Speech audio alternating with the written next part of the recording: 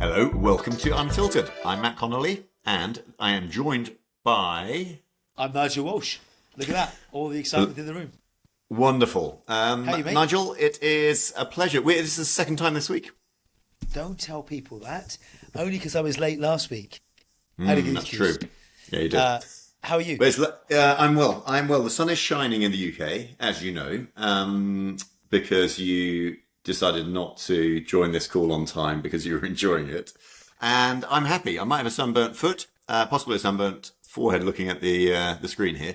But no, I'm happy, excited for the weekend, and have had a good week. You can't Nice ask haircut, much mate. more. Like you and I Thanks, both buddy. had haircuts. Since we last spoke, we've both had haircuts. So there we are. That's true. Yeah, you look less fuzzy. It's good. It was getting really itchy. I'm like, I'm not. How do you cope with that all the time? Like, no way.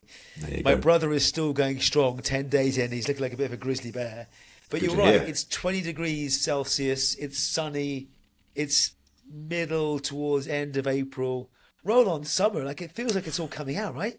Yeah, it's gorgeous. I think, honestly, I do love the UK when it's like this. I moan about, as soon as the sun comes out, I'm wishing I could have this all year round.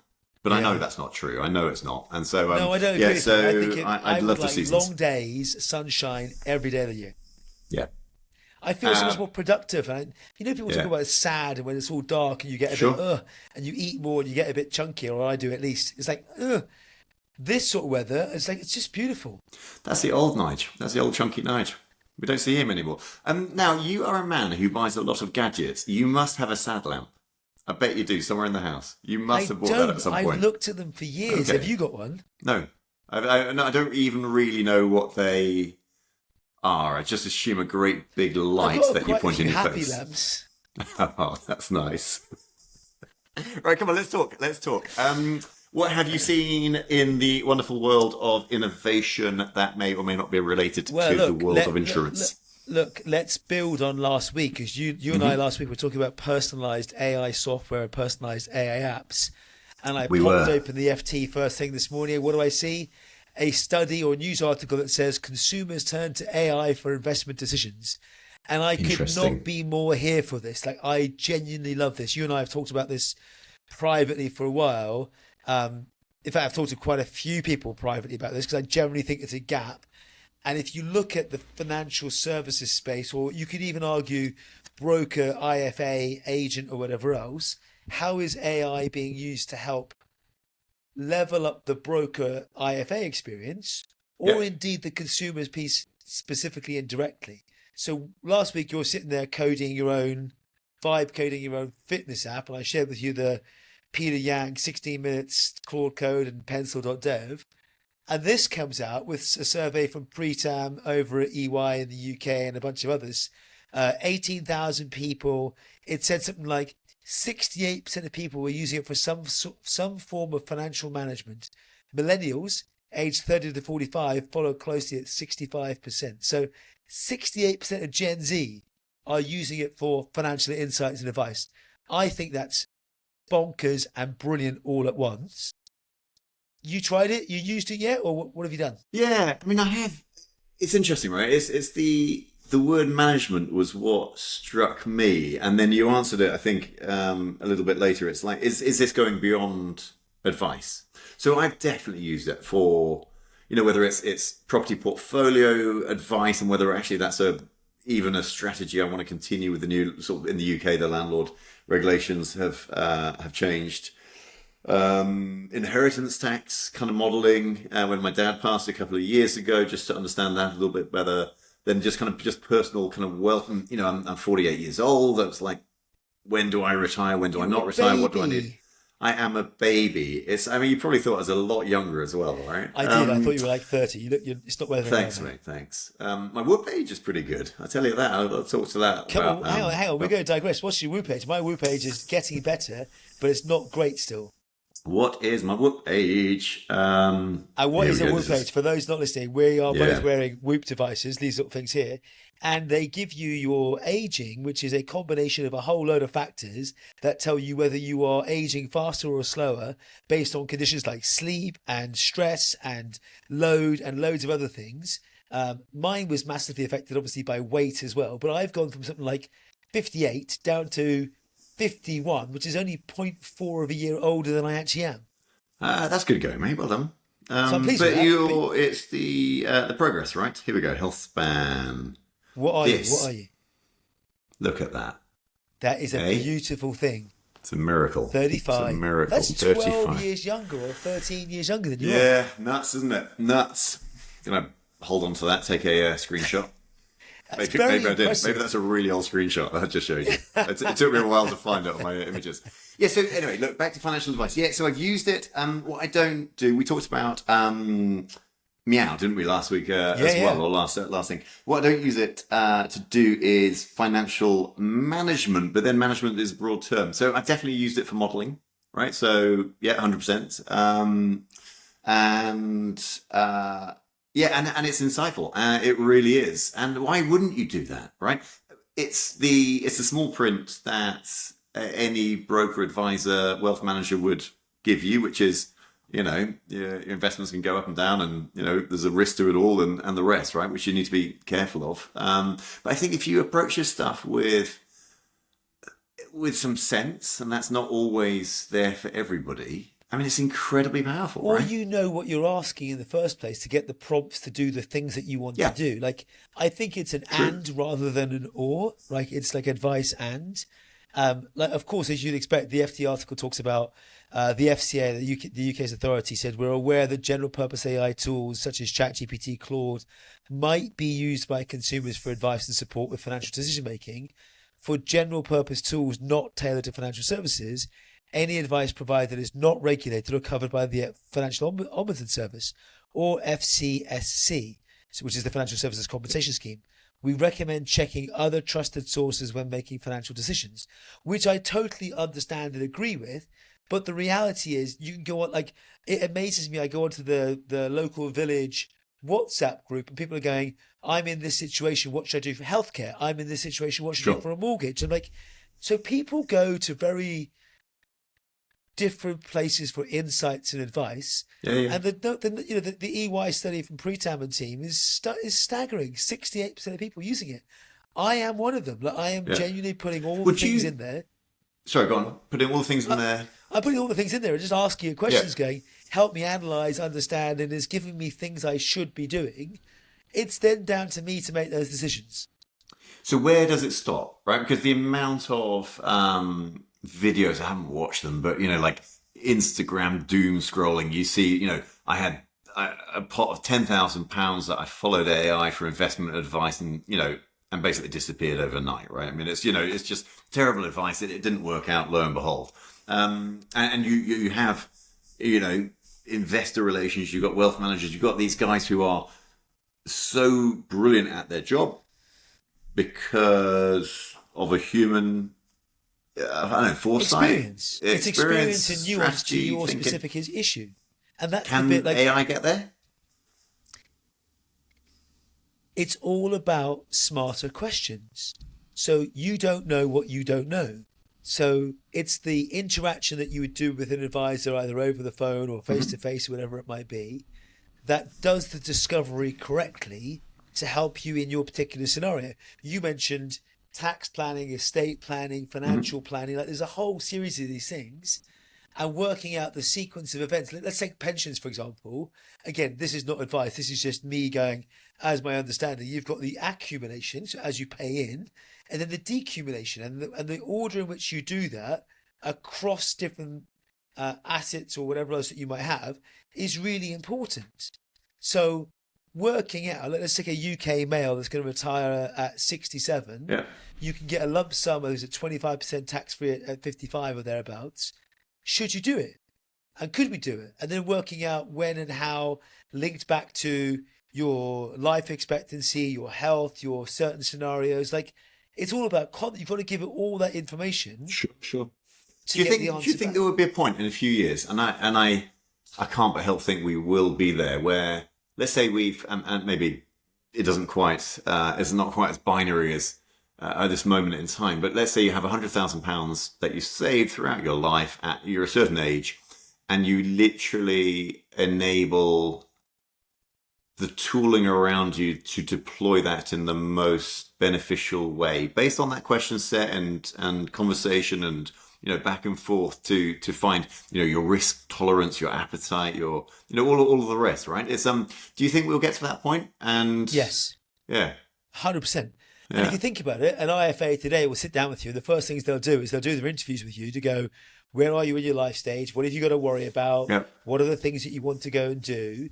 And they will end up with a score of some sort against your risk appetite, 1 being super cautious, 7 being really adventurous. And as a result of that, that's how they will then help pick your funds and then leave them for a while. And as you get older, your risk appetite gets lower and lower as you start to go, I actually need that money. I can't take the gamble on backing things that are more risky. But, they're the things that I think these will do in a much smarter, better way over time.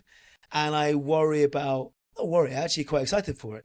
But the next generation of consumers, look at our kids, where will they go? Well, they'll just have a conversation with the AI.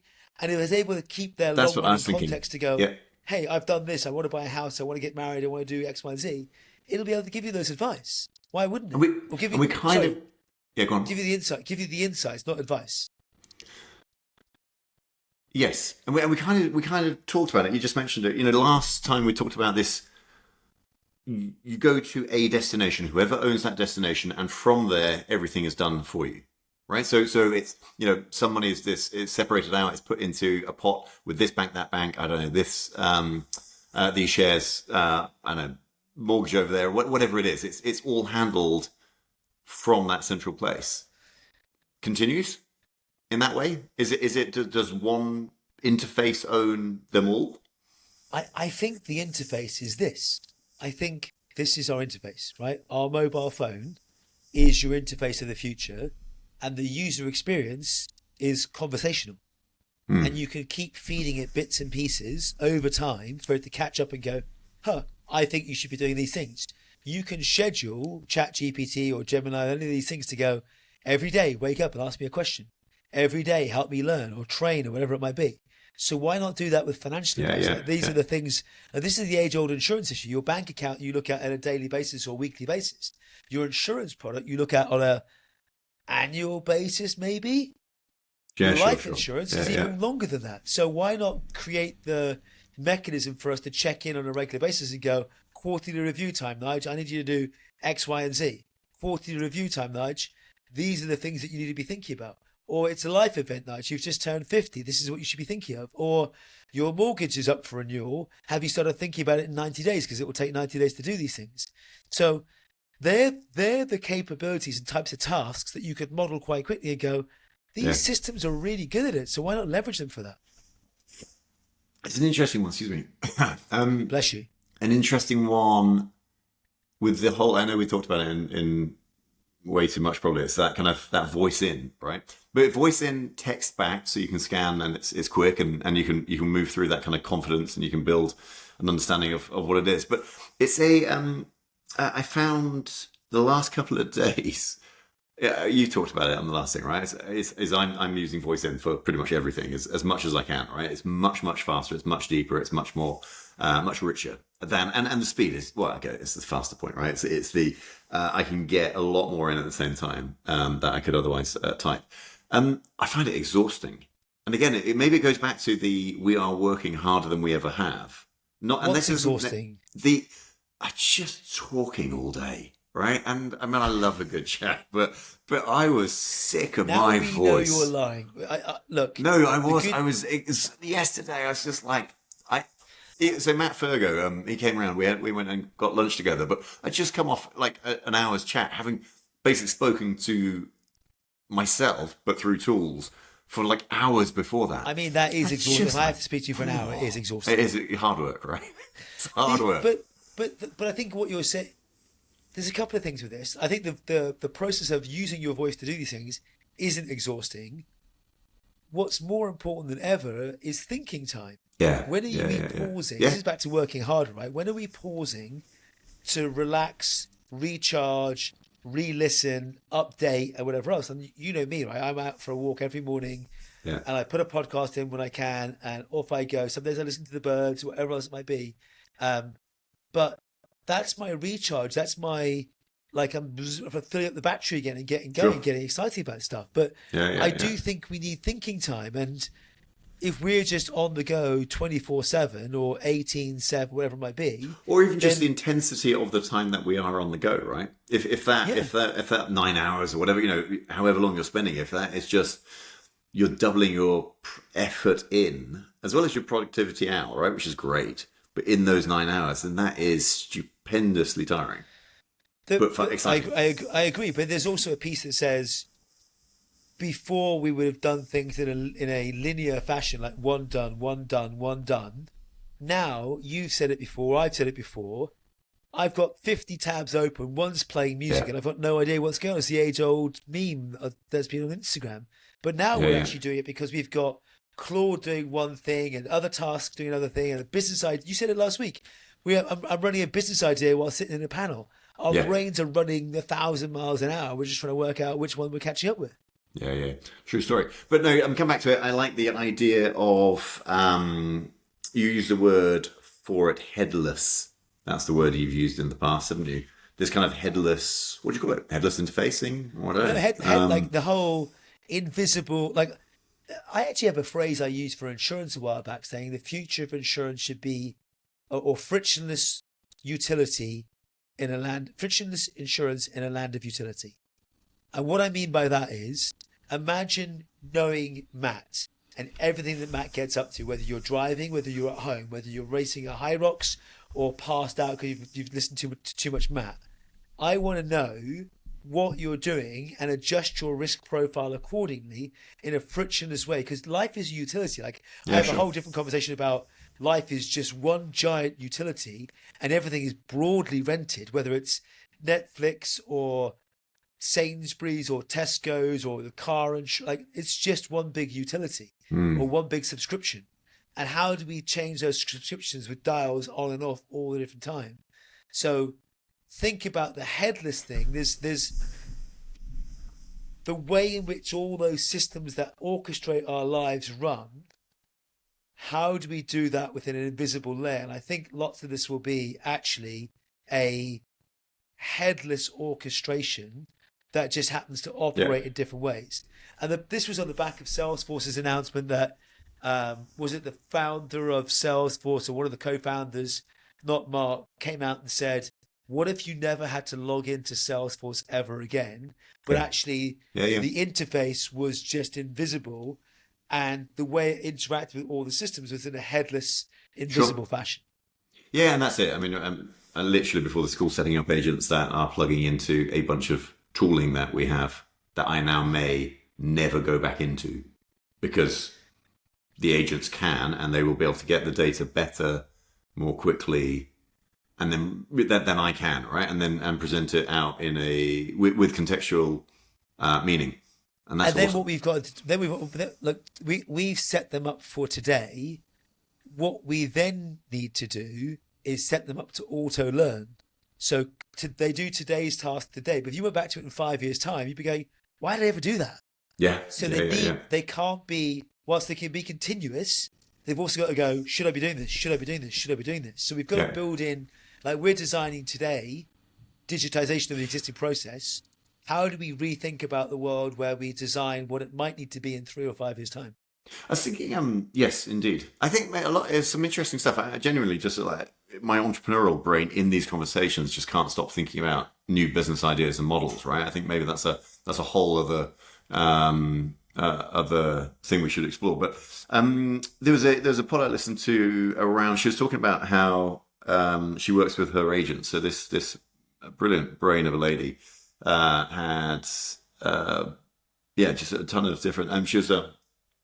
She was saying what she basically treats each one as an employee, and just almost like as an employee, you wouldn't expect the right thing back all the time, and you work with it to shape it. But equally, you wouldn't expect them just to do that job for 5 years without evolution and continued training, right? And I thought it was a really interesting kind of play on that. The floor keeps moving up; it's not staying static. The floor's going to get there. It is that floor again. Honestly, otherwise we'd be sitting here going, "Let's just keep moving our horse and cart in a different direction." No, we've got automobiles and cars and autonomous cars, so it's all evolutionary, right? In that way. Mate, when is Waymo It's Q3. in London, right? Q3. There's loads around can't London. wait. I'm Can't sharing wait. pictures as I see them. Yeah, I've They're seen a couple. brilliant. I love them. Yeah, that'll be fun. I can't wait to get them involved. So I think this headless thing is really Yeah. interesting. And then the other point, like if you go back to one of the other conversations we had around the SaaS collapse and the end of SaaS software, again back to Aaron Levy, the CEO over at Box, his argument I think was along the lines of, we'll need more software and more seats, not less, because actually your ability to access those systems of record, whether it's us or Salesforce or whoever else, Guidewire, Duck, you name it, have the ability to do 10 times what they would before because you've now got access to them in different ways. I'm actually getting quite excited by it. Like it's really cool. Yeah. That is really interesting. Yeah. That's one thing to put in the Sonar 2.0 roadmap. I'll send you the link to it. It was a really interesting read. And then obviously the other thing this week was there seems to be a boatload of announcements about agent orchestration and agent layers. So Microsoft talked about it. Google had Google Cloud Next out in California. Everyone's doing it. OpenAI did a bunch of announcements. Like it's moving fast. Not isn't slowing it? down. No, it's not. Like my old phrase of not slowing down anytime soon is still holding true. Mate, how many? You must have. You talked when we last spoke about your ServiceNow conference. I'm assuming it's Vegas. I don't know if we talked about where it is. Vegas. Las Vegas. It is Las Vegas. It's coming up, right? This is the one next month or sometime soon. It's the one next week. I fly. Is it next week? Right. It's next week. So yeah. Awesome. But I mean, you must have some amazing people coming in and talking to you about some brilliant stuff in that, right? It's super exciting. Is it all contained, or is it stuff that you're able to share post event?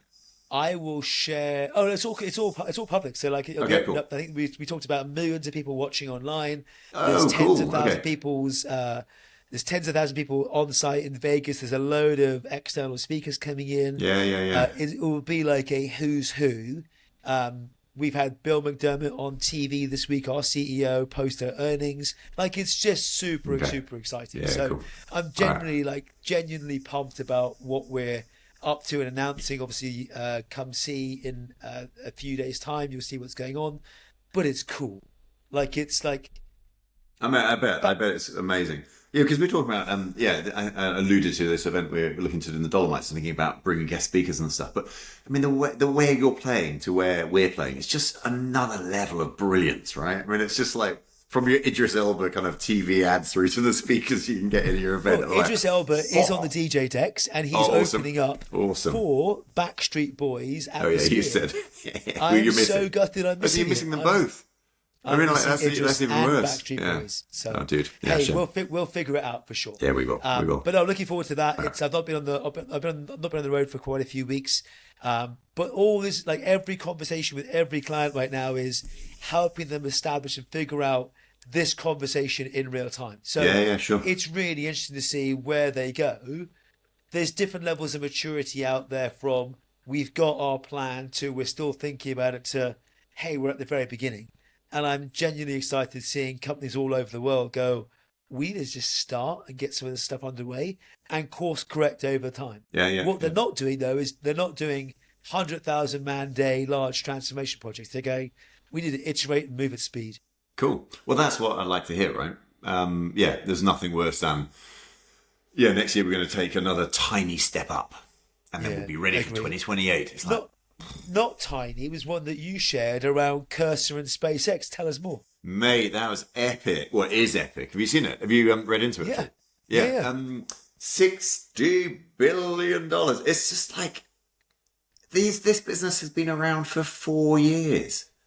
Again, it's incredible, right? So, I mean, it'll be the largest acquisition if it happens, right? So it's not a deal, but it's a promise for a deal. But the default is something like 10 bill payout, which is also epic if it doesn't go through. But it all hinges on SpaceX's IPO, right? And it is the perfect marriage. It's like, you've got Cursor, you've got SpaceX coming together.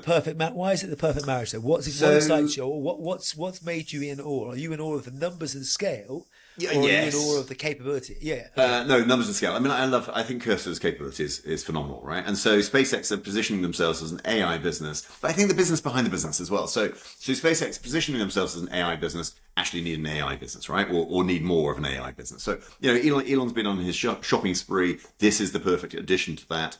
Equally, from their perspective, SpaceX gives them a platform to exit through, and then the IPO taking them beyond into a public naturally. So I think that's amazing. But I think what I love is the kind of accretive multiples of M&A, and it's not a space I'm like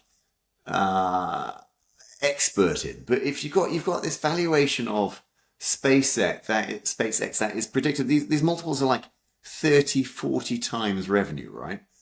And therefore they can buy anything. Not quite. It doesn't quite work like this, but they can almost buy anything that is like for 10 to 15 times, put them into their pot, and then get a 60 times multiple on them, right? Again, it doesn't quite work like that, but how freaking brilliant is it to be able to go out and do deals like that? It's unbelievable. I mean, if you think about it, they have 350 to 400 people from what I can understand. They've got 2 billion in annual recurring revenue.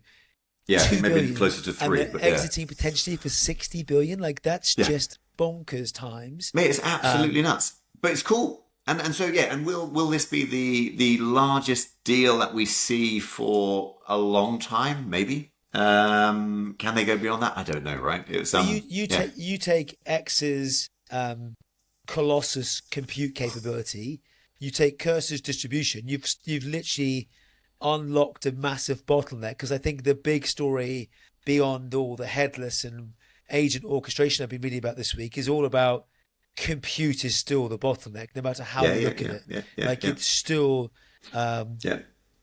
what was it? Sam Altman talking about getting to multiple gigawatts quicker than they've ever could do before.